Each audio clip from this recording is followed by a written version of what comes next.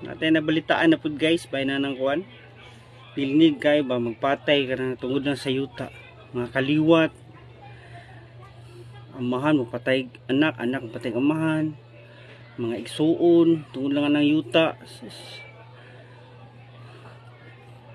Sus, masurti lang dyan siguro ta ka ng way mga yuta. Kung na magkita yuta, ano ka na ang tagamay ba? Igura na itong mabalayan. Kaya saan nang dako, magkagubot. Diba? Lisod kayo. Kung na magkayuta, baligya lang dito siguro sa kuan, mga kan para di mag-away ang mga anak. Kung ginon na ng yuta agad. Yung sa sinuod lang bitaw.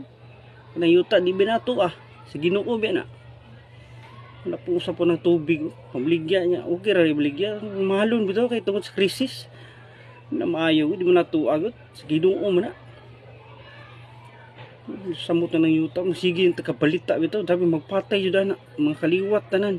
O ito, usaray ko ang advice na, may baligya na lang na, para hindi na matas mga anak, mga kawan. Kaya muna inundan, gubot kayo. Samok na dyan, ang yuta. Sa una pa ng panahon, hantod karon.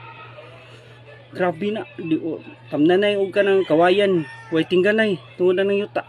Kaliwat ra, kapuya kapoy nga magunungan na guys. Salamat, pasensya na mo guys.